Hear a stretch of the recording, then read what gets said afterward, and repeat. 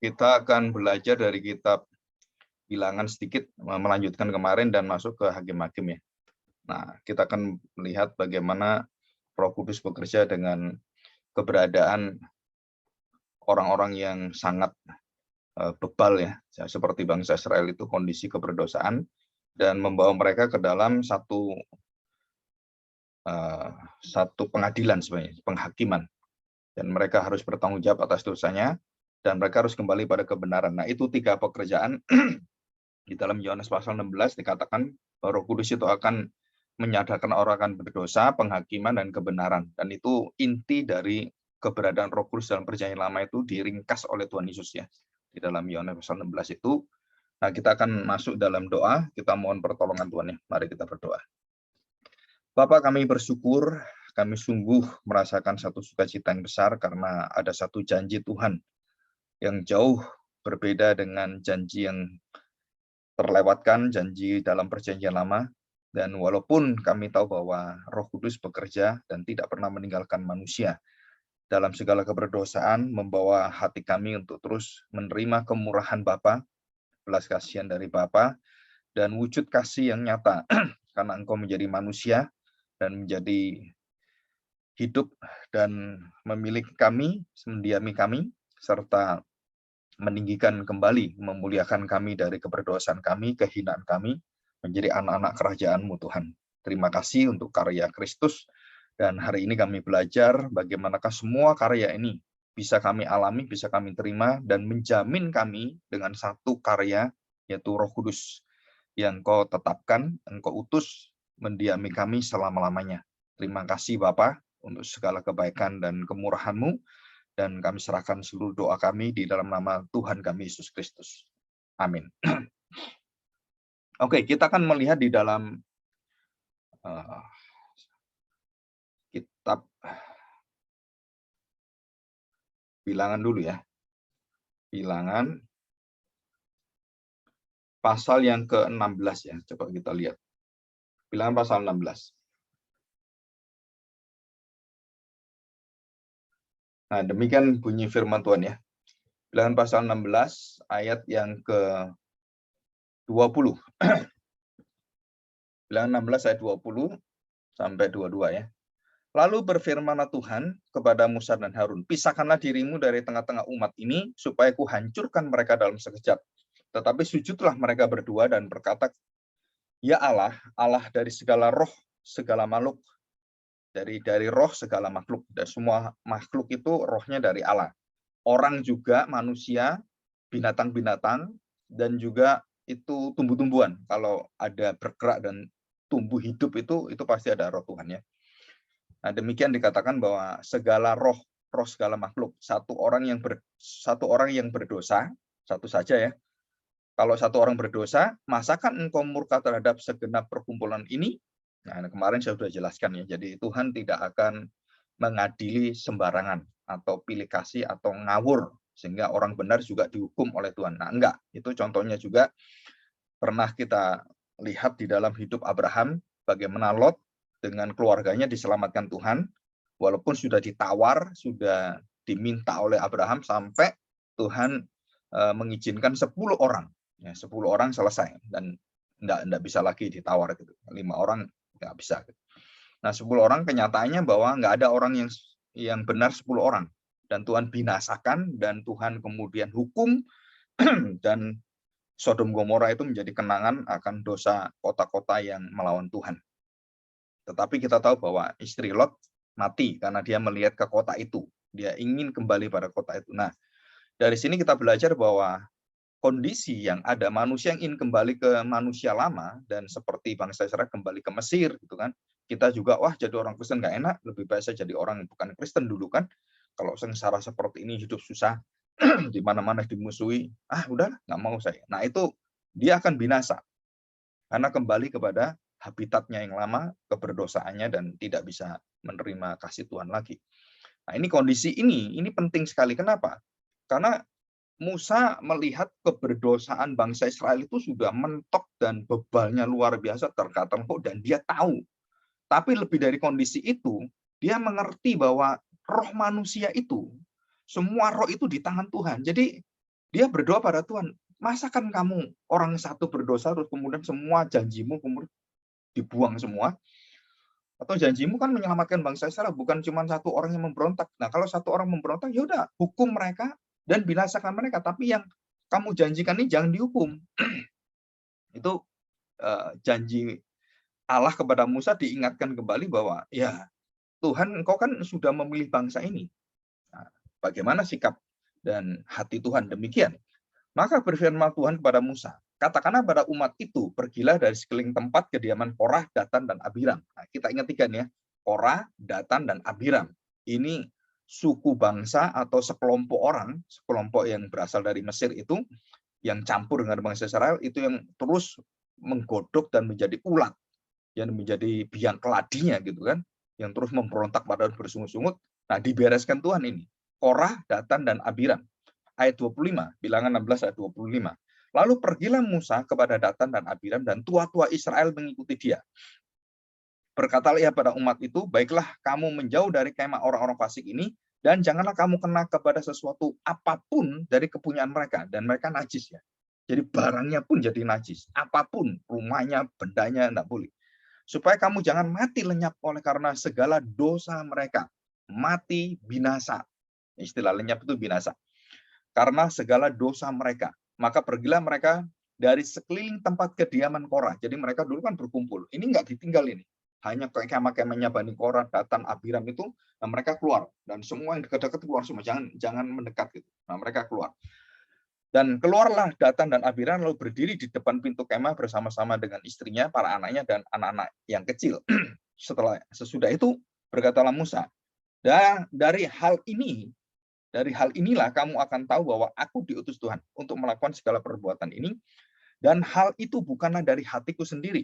Jika orang-orang ini nanti mati seperti matinya setiap manusia, umum mati biasa sakit seperti itu, ya berarti mereka mengalami yang dialami setiap manusia, maka aku tidak diutus Tuhan. Jadi aku bukan nabi, aku bukan utusan Tuhan, dan binasalah saya. Tetapi jika Tuhan yang menjadikan sesuatu yang belum pernah terjadi, jadi kalau nanti terjadi apa kita tidak tahu. Dan tanah mengangkat mulutnya dan menelan mereka beserta segala kepunyaan mereka, sehingga mereka hidup-hidup turun ke dunia orang mati. Maka kamu akan tahu bahwa orang-orang ini telah menista Tuhan, dan aku adalah utusan Tuhan. Karena terjadi kan. Baru saja ia selesai mengucapkan segala perkataan itu, maka terbelahlah tanah di bawah mereka, dan bumi membuka mulutnya, dan mereka menelan mereka dengan seisi rumahnya dan dengan semua orang yang ada pada Korah, dan segala harta milik mereka semua dimasukkan dalam bumi. Jadi langsung masuk dalam neraka bumi, ya, di dasar bumi itu. Demikianlah mereka dengan semua orang yang ada, mereka turun hidup-hidup ke dunia orang mati, dan bumi menutupi mereka sehingga mereka binasa dari tengah-tengah jemaah itu. Dan semua orang Israel yang di sekeliling mereka berlarian mendengar teriak mereka, sebab kata mereka, jangan-jangan bumi menelan kita juga. Nah, mereka ketakutan. Tapi sudah dijanji Tuhan ya. Nah, di sini kita belajar ini. Jadi dari bilangan 16 ayat 22, dikatakan bahwa Allah itu mengenal roh, dan bagaimana dia bisa mempunyai satu kekuatan bisa membalikkan bukan hanya hati manusia, tapi roh manusia itu bisa dihidupkan oleh dia. Ya, bahkan orang mati pun bisa dihidupkan, roh kita yang mati dalam dosa pun bisa dicelikkan, dihidupkan oleh Tuhan. Nah, pekerjaan siapakah yang mencelikkan roh ini? Ya, roh Allah, roh Tuhan, roh Yesus Kristus. Dan roh kita yang mati ini bisa bangkit itu karena yaitu roh itu. Dan roh itu bekerja, Roh Kudus bekerja, dan yang melakukan baptisan Roh Kudus adalah Tuhan Yesus ya. Jadi bagaimana Tuhan Yesus melakukan? Dengan matinya, dengan darahnya, dia mati dan dia bangkit, itu menjadi dasar baptisan kudus. Membaptis kita. Jadi membangkitkan kita. Mati dalam mati Kristus, dan di dalam mati Kristus kita mematikan seluruh dosa-dosa kita, dan di dalam kuasa kematian Kristus dan kebangkitannya, kita mati dalam dosa dan kita bangkit dalam kebenaran, kita melakukan kebenaran. Nah, ini besok saya akan khotbahkan ini di hari Minggu. Jadi tentang pembenaran dalam iman. Ya, oke, kita belajar ini. Oke, kita lihat ya. Ada satu kejadian lagi yang saya ingin kita belajar, yaitu Bileam. Nah, di dalam Bilangan 24 ayat 2. Ketika Bileam memandang ke depan dan melihat orang Israel berkemah menurut suku mereka, maka roh Allah menghinggapi dia. Jadi Bileam pun dipakai oleh Tuhan untuk menyatakan suara Tuhan. Tetapi juga Bileam itu akan juga dibuang oleh Tuhan dan roh itu akan meninggalkan dia. Jadi roh itu bekerja sementara dan kemudian melepaskan dia. Dalam Perjanjian Lama, roh itu tidak ada yang menetap, dalam arti pekerjaan-pekerjaan yang dilakukan semua orang-orang pilihan Tuhan, orang-orang diurapi Tuhan itu biasanya sementara. Raja, hakim-hakim, dan juga orang-orang yang dipilih Tuhan dalam pekerjaan pelayanan atau misi-misi tertentu itu sementara, jadi tidak permanen. Hanya di dalam Perjanjian Baru, Roh Kudus turun dan permanen. Nah, itu bedanya. Jadi dalam Perjanjian Lama, bukan Roh Kudus tidak bekerja luar biasa, tetapi dia menunggu darah Kristus yang tercurahkan, baru dia akan menetap dalam hidup manusia. Dalam Kejadian 6 ayat 4, kita tahu bahwa Roh Allah tidak bersama dengan manusia lagi dan meninggalkan manusia, dan manusia diberi umur 120 tahun. Kenapa? Karena dosa manusia, kalau diberi umur panjang, waduh, dosanya gak ketulungan ini. Dan Tuhan tahu bagaimana mengantisipasi ini dan menghentikan umur manusia untuk apa? Supaya manusia tidak berdosa melebihi daripada dosa-dosa sebelumnya yang dibinasakan Tuhan. Zamannya Nuh, daerah Sodom Gomora, Babel, dan semua itu. Nah, itu kita tahu ya. Karena manusia berumur panjang, akhirnya dia semakin panjang umurnya, dosanya semakin besar, semakin keji gitu. Nah, ini juga berurusan dengan umur, di stop dan dibatasi oleh Tuhan, expire date-nya cuma 120 tahun, kira-kira seperti itu ya. Jadi 120 tahun. Nah, roh Allah tidak tinggal lagi di dalam dosa manusia yang begitu keji itu. Dan dia tinggalkan manusia. Nah, di situ. Jadi dia akan datang diperintah oleh Tuhan dan hanya menyertai orang tertentu yang menjalani dan melakukan semua pelayanan Tuhan, termasuk ritual dalam bait Allah, membangun bait Allah, membuat barang-barang dari bait Allah. Nah, itu semua di situ ya. Jadi kita lihat ini. Jadi Bileam, dan kemudian pada pasal 27, pasal 27. Ini ayat yang ke-15-16 ya. Lalu berkatalah Musa pada Tuhan, biarlah Tuhan Allah dari roh segala makhluk mengangkat atas umat ini seorang yang mengepalai mereka waktu keluar dan masuk, dan membawa mereka keluar dan masuk, supaya umat Tuhan jangan hendaknya seperti domba-domba yang tidak mempunyai gembala. Nah, siapa ini orang yang diurapi Tuhan itu? Ayat 18. Lalu Tuhan berfirman pada Musa, ambillah Yosua bin Nun. Nah, kita baru tahu. Kenapa Yosua itu berani sekali? Kenapa Yosua itu begitu kekeh gitu kan? Dan tetap tegar walaupun 10 pengintai itu mengatakan hal-hal yang kemudian meruntuhkan iman orang Israel. Tapi Yosua dan Kaleb, atau Kaleb dan Yosua, itu berdiri, dan Yosua dikatakan dalam firman Tuhan oleh Tuhan sendiri, ambillah Yosua bin Nun yang seorang penuh roh. Ya, seorang penuh roh, letakkanlah tanganmu atasnya dan urapilah dia, yang menjadi penggantimu. Jadi Yosua inilah yang mempunyai kekuatan untuk melawan segala dusta manusia, segala kebohongan, segala siasat keji dari iblis, dari dunia roh itu yang melemahkan iman daripada bangsa Israel melalui 10 orang ini. Nah, Yosua itu dipenuhi oleh roh Tuhan dan dia berani berkata, mengatakan kebenaran, mengatakan janji Tuhan dengan tidak takut mati. Nah, itu semua adalah tanda petik kuasa roh Allah, dipenuhi dengan roh. Ya, jadi ini jelas sekali. Ayat 19, suruhlah ia berdiri di depan Imam Eliasar dan di depan segenap umat, lalu berikanlah kepadanya perintah di depan mata mereka itu. Dan berilah dia sebagian dari kewibawaanmu, roh itu ya, roh kewibawaan, roh hikmat, supaya segenap umat Israel mendengarkan dia. Demikian ya, ayat yang ke-22. Maka Musa melakukan seperti yang diperintahkan Tuhan kepadanya. Ia memanggil Yosua dan menyuruh dia berdiri di depan Imam Eliasar dan di depan segenap umat itu. Lalu ia meletakkan tangannya, ya perhatikan, atas Yosua dan memberikan perintahnya seperti yang difirman Tuhan dengan perantaraan Musa. Dan kemudian roh hikmatnya dibagi oleh Tuhan dari Musa kepada Yosua. Kita masih ingat, Musa punya roh itu kemudian dibagikan kepada 70 tua-tua. Nah, di situ kan kita masih ingat waktu di dalam kitab Bilangan sebelumnya. Nah, kita belajar ini. Jadi ada pekerjaan roh Allah, pekerjaan Allah yang dinyatakan, dan kemudian pemimpin yang baru diangkat dan diurapi dan ditentukan di depan bangsa Israel, di depan 70 tua-tua itu, dan kemudian Yosua yang penuh dengan roh itu kemudian mendapatkan warisan roh hikmat dari Musa. Artinya roh hikmat, apa yang didengarkan oleh Yosua, pengajaran-pengajaran cara-cara hikmat dari Allah, itu kemudian menempel dan menetap dalam pikirannya.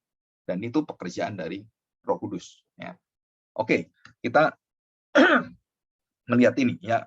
Jadi kondisi yang ada, suruh kita belajar dari kitab Hakim-Hakim ya. Hakim-Hakim pasal yang ketiga 10. Ini agak ringkas saja tentang Otniel.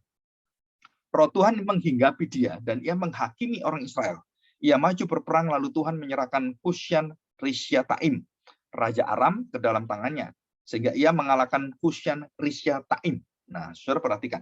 Di sini ada satu lambang yang mungkin dari kejadian itu, menaklukkan raja, menaklukkan semua orang-orang yang melawan Tuhan itu dan yang akan dikuasai menjadi tanah Israel. Nah, saudara, itu persis kondisi spiritual kita, bangsa Israel juga semua kita.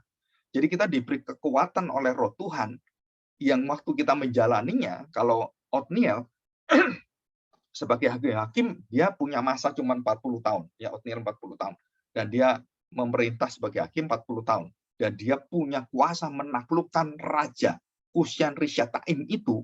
Dan itu melambangkan akan kerohanian kita, bahwa kita punya kuasa yang bagaimana Roh Kudus itu mendiami kita dan mengalahkan seluruh daripada kelemahan kita, dan kita bisa menaklukkan dosa-dosa kita. Dan kita bisa mengalahkan dosa-dosa kita. Kenapa? Karena kita mendapatkan kekuatan roh yang menyertai kita dan menyanggupi, memberikan kita kemampuan, memampukan kita, memampukan kita kemudian melakukan kebenaran-kebenaran. Nah ini, contohnya siapa? Otniel, nanti Gideon, nanti Yefta, nanti Samson. Jadi ada 4 ya, yang di dalam Hakim-Hakim itu dijelaskan tentang kondisi ini. Dan kita tahu bagaimana Gideon disertai oleh Tuhan. Bukan dengan kekuatan keperkasaan dia, bukan dengan banyaknya orang, bukan dengan begitu gegap gempitanya satu perayaan yang luar biasa. Enggak. Waktu Gideon itu mulai dari ribuan orang, puluhan ribu menjadi 1000, kemudian sampai 300 orang dipilih Tuhan. Dan bagaimana Gideon bisa mengerti ini, pekerjaan Tuhan, dan dia bisa melihat cara roh Allah itu, terus kemudian menggarap semua yang ada, dan bagaimana roh Allah itu kemudian membimbing dia, memberikan hikmat. Nah, kita lihat ini dalam Hakim-Hakim pasal 6 ayat 34. Pada waktu itu roh Tuhan menguasai Gideon, ditiupnya sangkakala dan orang-orang Abiezer dikerahkan untuk mengikuti dia. Dan di situ akhirnya bukan hanya dia mengerti hikmat, tetapi dia juga diberikan otoritas. Semua orang-orang Israel itu tunduk takluk pada dia. Yosua juga sama, Otniel juga sama. Jadi roh Tuhan itu juga roh yang menaklukkan, melembutkan hati bangsa Israel, yang kemudian mereka bisa mengikuti pemimpin yang diangkat dan diurapi oleh Roh Kudus sendiri. Jadi ada kuasa otoritas, ada wewenang, ada kekuatan, dan orang itu mendengarkan dan dia ikut. Kenapa? Karena kebenaran-kebenaran dan perintah Allah, kehendak Allah dilakukan oleh orang ini. Dan saya ikut. Kok bisa saya ikut? Karena roh Allah bekerja.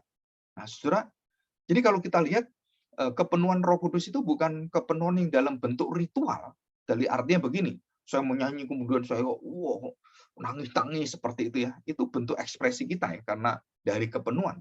Tapi kepenuhan itu jalurnya satu-satunya adalah yang pertama, kita menyadari kondisi keberdosaan kita. Kita menyadari kita akan dihakimi Allah dan kita tidak akan bisa berdiri di hadapan Allah tanpa kita bisa ada yang membela kita, karena kita pasti mati. Dan yang ketiga, apa yang kita bawa di hadapan Tuhan? Apa yang kita kerjakan di hadapan Tuhan? Kebenaran-kebenaran yang sudah dinyatakan oleh Tuhan.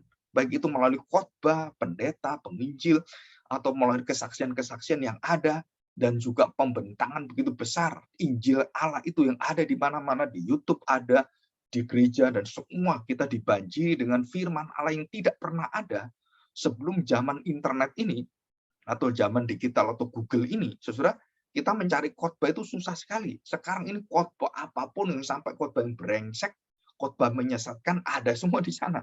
Tinggal kita menyeleksi saja. Jadi kalau yang baik, banyak itu pendeta-pendeta yang baik di situ, banyak sekali. Mau dari luar negeri, dalam negeri, ada semua. Cuman masalahnya adalah kita punya hikmat enggak memilih itu. Dan kita harus berdoa supaya Roh itu memberikan kita hikmat hanya mendengarkan para hamba Tuhan yang betul-betul menyatakan kebenaran. Kalau enggak, wah, pikiran kita dibawa dalam kesesatan. Nah, ini di sini. Jadi Gideon diberi kuasa, wewenang, dan orang-orang bisa melakukan dan mengikuti dia. Itu semua adalah pekerjaan Roh Kudus. Jadi melembutkan hatinya dan mau menjadi pengikut Gideon. Saudara, ini dikatakan semua adalah kuasa Roh Tuhan. Dan tidak ada satu yang berasal dari kuasa roh kita sendiri, nggak ada. Dan kalau mereka tidak mau ikut, nah mereka menentang Roh Tuhan, anti Roh Tuhan, anti Roh. Jadi anti Kristus, anti firman, anti kepemimpinan, dan anti semuanya. Nah, saudara, resikonya apa? Kamu akan melakukan pekerjaan yang dihancurkan Tuhan. Nah, di sini kita lihat. Jadi kalau ada seseorang yang menyatakan kebenaran dan kemudian kita nggak mau kepada orang ini kan, atau seorang hamba Tuhan yang memberitakan kebenaran, wah kita nggak mau. Begitu kita menolak kebenaran Tuhan, maka Roh Kudus itu meninggalkan kita. Roh Kudus itu tidak bekerja dalam hati kita. Dan mungkin Roh Kudus berduka dalam hati kita. Atau memang tidak menempati hati kita. Nah, kita tidak tahu.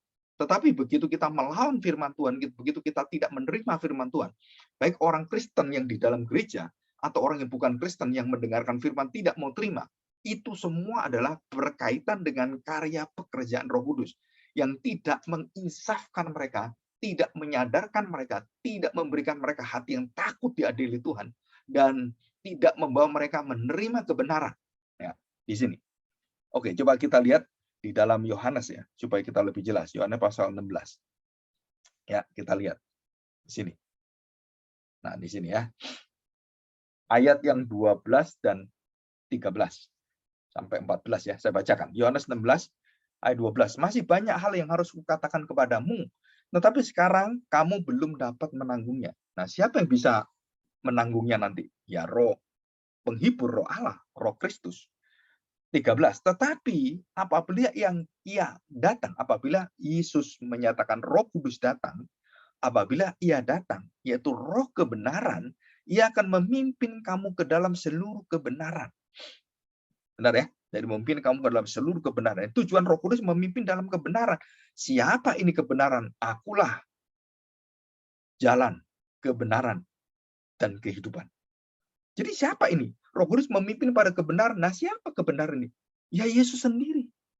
Jadi Roh Kudus tidak pernah memimpin kita kepada pendeta kita. Roh Kudus tidak pernah memimpin kita kepada orang-orang yang kita idolakan, idealkan gitu kan. Enggak. Roh Kudus membawa kita kepada Kristus. Jadi semua hamba Tuhan yang memberitakan Kristus, kita akan dibawa oleh hamba Tuhan itu untuk datang kepada Kristus. Bukan datang kepada hamba Tuhan ini. Kemudian kita kagum dengan hamba Tuhan ini. Waktu kita memuji-muji dia, kita nggak pernah memuji-muji Tuhan Yesus. Dan itu kondisi yang mungkin bagi kita, ya nggak apa-apa, Pak, kan itu manusia. Oh, itu tidak. Itu bagian daripada teknik dan cara iblis membalikkan atau menggoyahkan, menyelewengkan seluruh daripada kemuliaan Allah.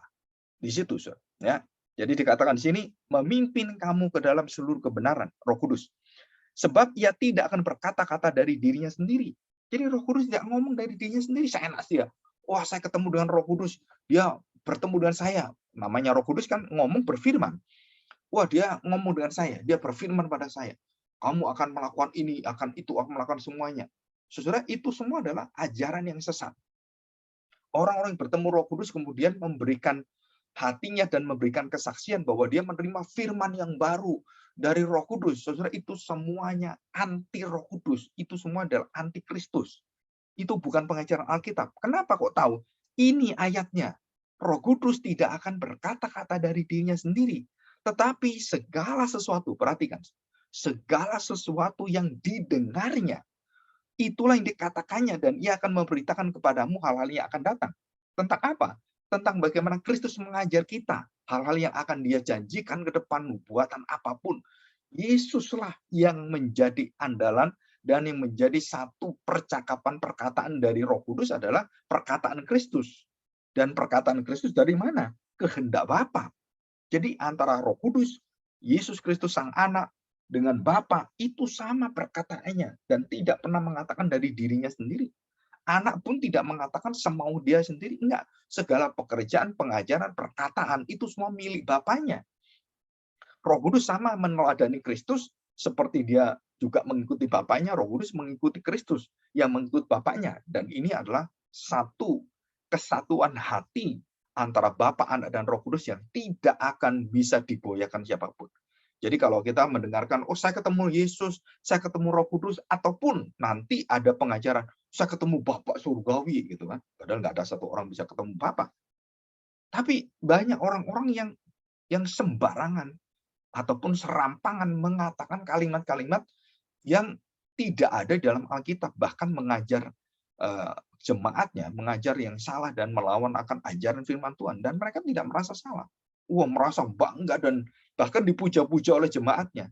Saudara, itu adalah cara iblis itu menghancurkan kekristenan dengan memberikan hal-hal yang sepertinya Kristen, sepertinya Roh Kudus, sepertinya pekerjaan kuasa Roh Kudus, padahal bukan.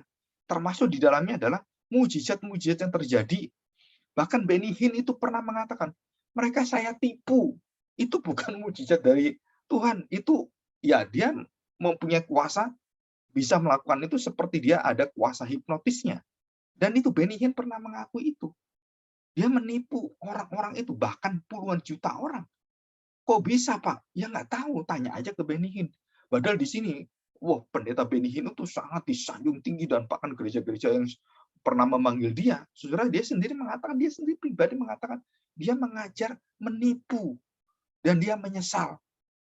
Bayangkan, saudara, berapa juta dan berapa puluh negara itu yang sudah mendengarkan dia dengan kuasanya, mujizatnya, lalu dia ngomong seperti itu. Ini artinya nabi palsu. Ini artinya pendeta palsu. Kenapa? Karena dia mengatakan hal-hal yang menipu loh. Bagaimana mungkin Roh Allah ada dalam diri kamu kalau kamu mengerjakan seperti itu?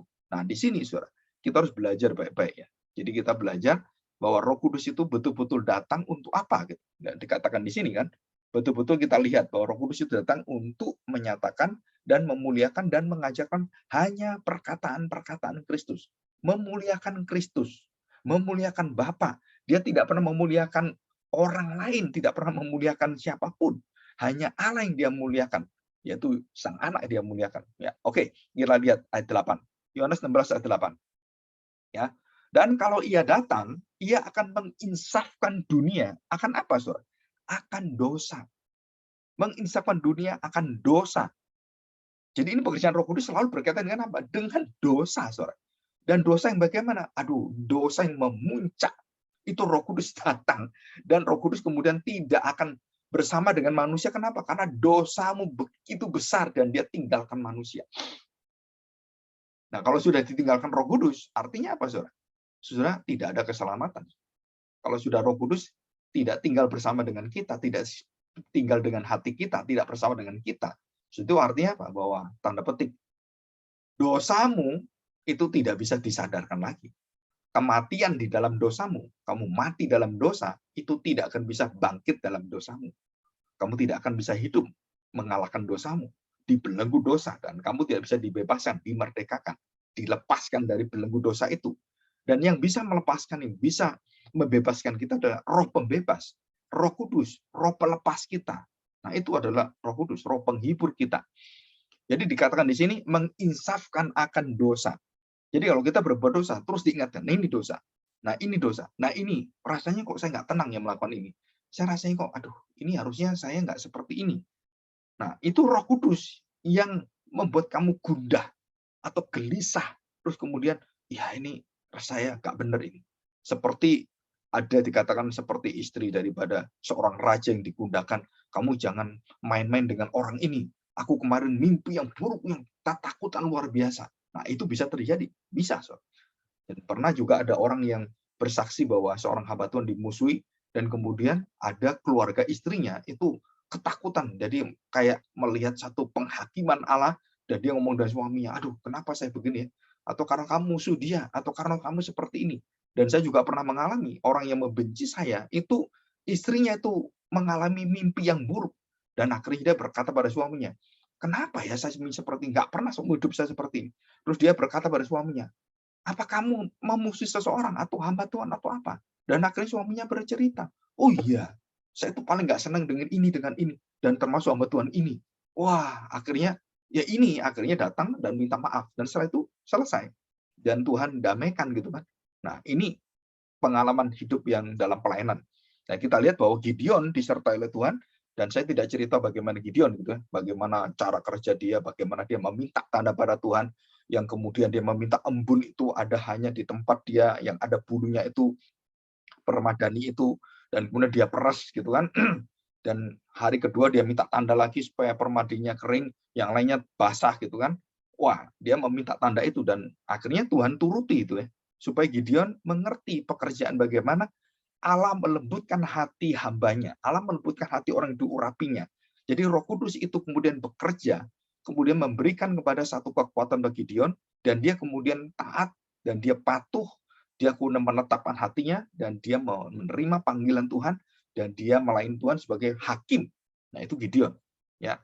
Nah, bagaimana dengan Yefta? Nah, kita lihat sekarang ya. Kita lihat Yefta sekarang ya. Nah, coba kita lihat. Di dalam. Nah, kita lihat Hakim-Hakim pasal yang ke-11 ya. Pasal 11 ayat 26. Masih ada dua orang, Hakim-Hakim pasal 11.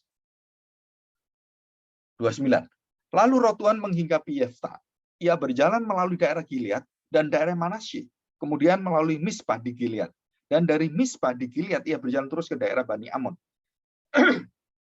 Jadi Yefta itu sedang dalam memusuhi dan memerangi satu kekuatan yang luar biasa, dan dia kemudian dihinggapi oleh Tuhan, roh Tuhan gitu kan.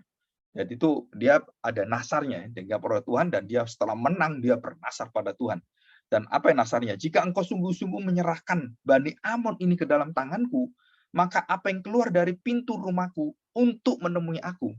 Ini pintu rumah kan bisa istrinya, bisa anaknya, bisa anjingnya, bisa binatang yang lain, atau budaknya atau siapapun. Yefta nggak berpikir panjang, dia kemudian mengatakan nasarnya. Nah, apa akibatnya? Saudara perhatikan. Maka apa yang keluar dari pintu rumahku yang menemui aku pada waktu aku kembali dengan selamat dari Bani Amon, itu akan menjadi kepunyaan Tuhan. Dan aku akan mempersembahkannya sebagai korban bakaran. Apa yang terjadi?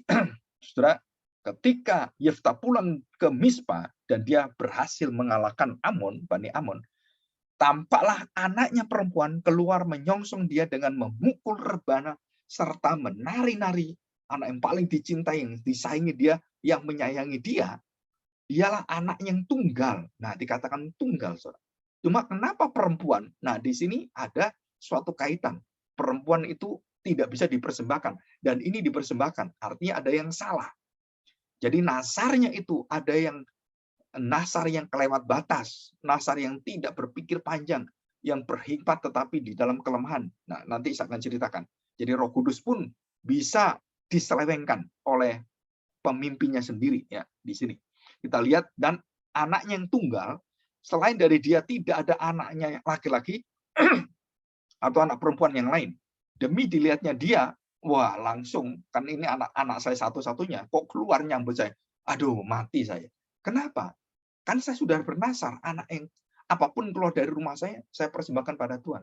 Dan waktu dia lihat anaknya yang dia sayangi, satu-satunya, dilihatnya dia, dikoyakkanlah bajunya sambil berkata, "Ah, anakku, engkau membuat hatiku hancur lulu, dan engkaulah yang mencelakakan aku.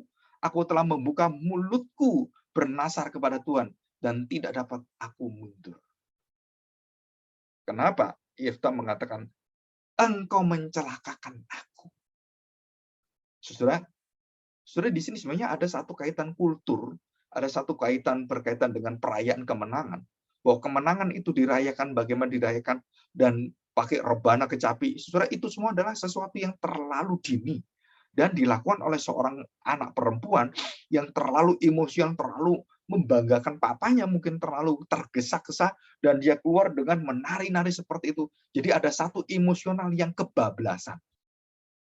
Jadi Roh Kudus sendiri pun bekerja, masih ada sesuatu yang bisa mendukakan hatinya, termasuk mendukakan hati dari Yefta itu. Dan waktu melihat anaknya, aduh kok kamu, kenapa kamu lakukan ini? Kan nggak biasanya kamu seperti ini. Nah, semua Tuhan atur.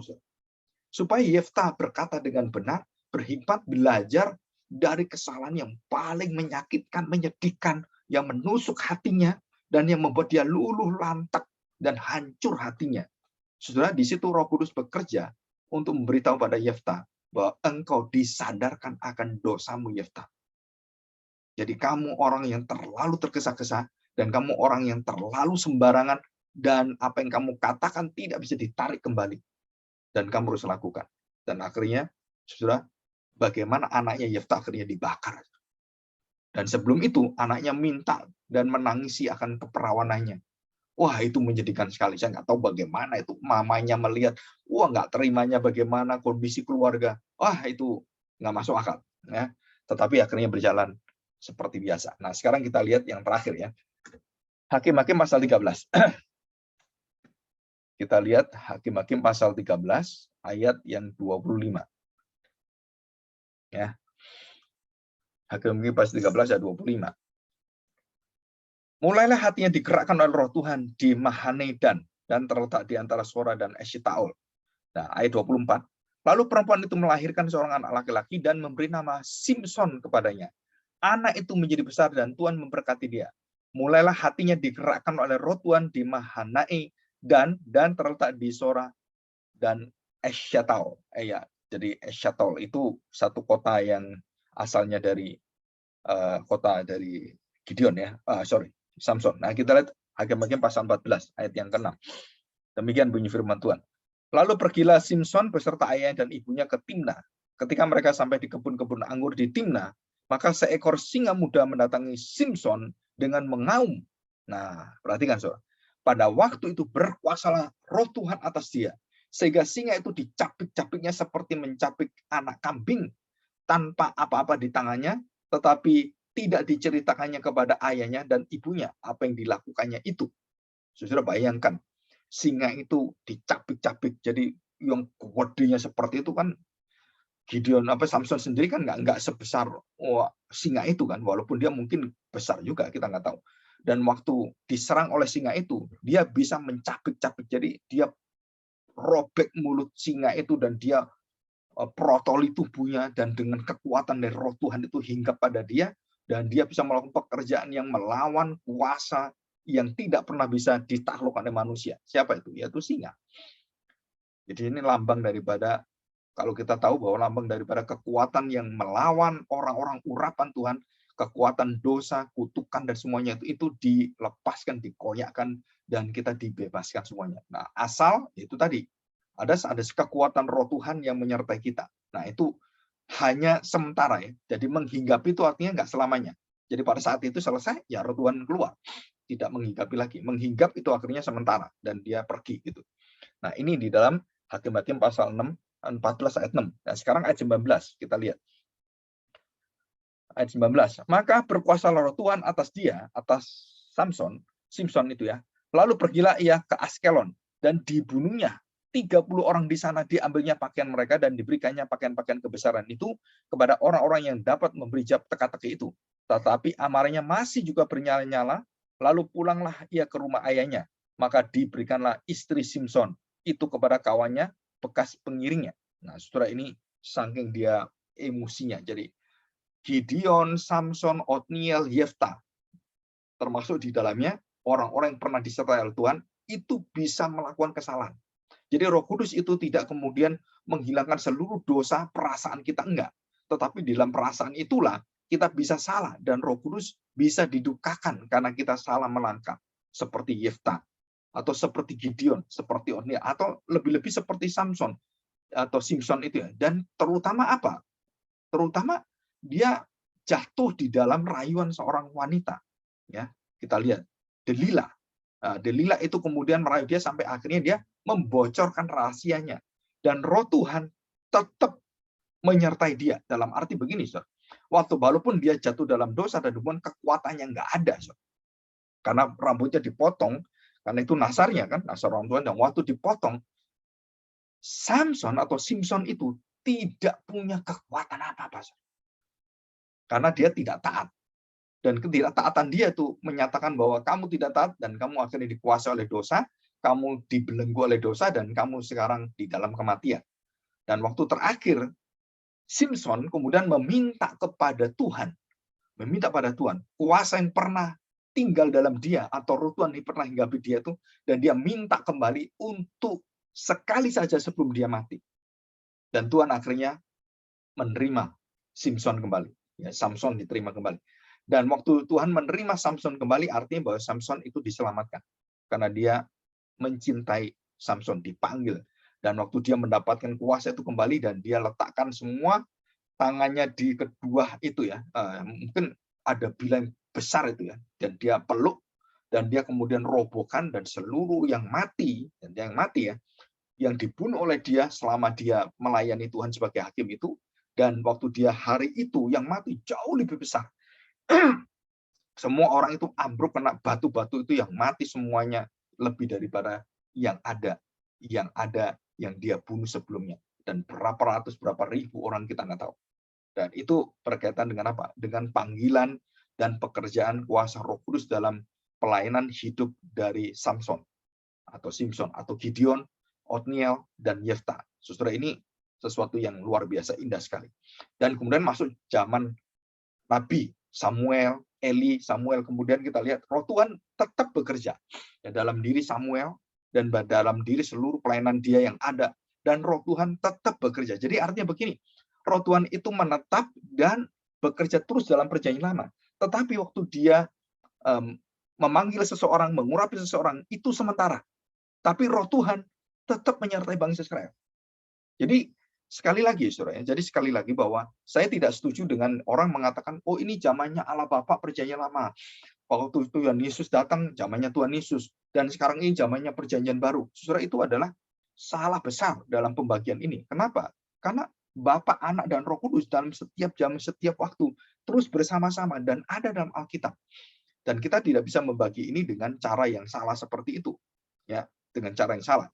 Kenapa? Karena konsep daripada Roh Kudus, pekerjaan pelayanannya itu aktif terus dan tidak pernah meninggalkan bangsa Israel, bahkan mulai dari penciptaan sampai Tuhan Yesus datang, Roh Kudus bekerja dalam hati manusia, khususnya dalam hati bangsa Israel, dan dia tidak pernah meninggalkan bangsa Israel sesuai dengan janji Tuhan. Aku tidak akan meninggalkan engkau. Jadi di dalam pekerjaan Roh Kudus kita tahu zaman hakim-hakim, zaman ini terus ada. Walaupun pekerjaan itu adalah menghinggapi. Menghinggapi artinya tidak selama-lamanya. Di dalam perjanjian baru, menetap, mendiami, dan terus bersama dengan kamu, dengan Immanuel. Nah, ini berkaitan dengan apa? Berkaitan dengan kematian dan pekerjaan pelayanan kebangkitan Kristus. Jadi ini kan belum terjadi. Ini menunjuk ke sini. Dan ini sementara semua. Tapi Roh Kudus tidak tinggalkan mereka, hadir selama-lamanya. Dan waktu Yesus datang, dan disitulah Roh Allah. Nah, saudara perhatikan. Dalam Kejadian pasal 6 ayat 3 dikatakan, Roh Allah tidak akan tinggal, dia meninggalkan kamu dan umurmu 120 tahun. Nah, saudara, betul kan? Sekarang ini, Roh Allah akan tinggal bersama dengan kamu. Dan selama-lamanya. Dan kamu bukan hanya umur 120 tahun. Kamu akan selama-lamanya bersama dengan Allah. Bersama dengan Yesus Kristus sampai kekal. Jadi Kejadian pasal 6 ayat 3 itu digenapi oleh Tuhan Yesus dan pekerjaan Tuhan Yesus, dan kita waktu dilahir barukan, manusia lahir baru kita tidak akan mati, tidak akan dibatasi 120 tahun selesai. Ya, kamu mati. Nah, daging kita mati, tapi nanti dibangkitkan Tuhan dan kita akan hidup selama-lamanya. Jadi Kejadian pasal 6 ayat 3 itu digenapi oleh Tuhan Yesus, dan kita tidak mati dan dibatasi umurnya 120 tahun, tapi kita selama-lamanya bersama Roh Kudus, dan kita bersama dengan Kristus, dan di dalam diri kita Kristus hidup bersama dengan kita, dan kita dapat tubuh kemuliaan Kristus dan membangkitkan tubuh kita dengan tubuh kemuliaannya, dan kita selama-lamanya. Nah, itu keindahannya. Jadi Roh Kudus itu bekerja dengan indah, dengan luar biasa, menyadarkan, menginsafkan dosa kita, dosa dunia, membawa dosa kita pada penghakiman, dan menyadarkan kita membutuhkan kebenaran yang membenarkan kita. Kita butuh hidup dalam kebenaran. Dan kita tahu bahwa di dalam setiap hidup kita tidak memiliki kebenaran itu. Kita hanya memiliki kebenaran-kebenaran secara umum. Kita bisa mengontrol moralitas manusia, tetapi kita tidak bisa mengubah hati manusia. Kita punya penjara, kita punya rehabilitasi untuk narkoba, tapi kita tidak bisa mengubah hati manusia yang ketagihan dengan segala suatu bentuk dosa itu. dan orang keluar dari sana tetap berbuat dosa. Tapi siapa yang bisa mengubah hatinya dan dosa itu bisa ditaklukkan? Sudah jalan keluarnya cuma satu. Pekerjaan Roh Kudus membawa darah Kristus dan kebangkitannya, kemenangannya, memeteraikannya di dalam hati kita. Dan bukan hanya memeteraikan berkali-kali menghinggapi, tapi sekali menetap, berdiam selama-lamanya. Ya, oke, kita bersyukur di hadapan Tuhan, kita berdoa, dan kita mau menyerahkan hidup kita, dan kita mau mengenal Roh Kudus, dan kita sudah memiliki Roh Kudus dalam hati kita. Kita belajar untuk merendahkan hati kita, karena yang bisa membuat kita mendengar teguran keras, murka Allah, pengadilan Allah, penghakiman Allah adalah Roh Kudus. Jadi jika kita mendengar firman Tuhan dan menegur kita, mengubahkan hati kita, jangan mengeraskan hati. Terimalah pekerjaan pelayanan dan karya Roh Kudus ini. Mari kita berdoa. Bapa, kami bersyukur di hadapan hari ini. Kami bersyukur karena kami mendengarkan suatu pengajaran yang sangat unik dan sangat jarang dibukakan di dalam kehidupan kami sebagai orang-orang Kristen. Tapi hari ini kami bersyukur Bapa, Engkau memberikan kesempatan dan khususnya kepada Roh Kudus sendiri yang menguasai hati kami, yang mengeliling kami, dan yang sudah menetap dalam hati kami. Terima kasih Tuhan. Kami serahkan seluruh doa kami ini di dalam nama Tuhan kami Yesus Kristus. Amin.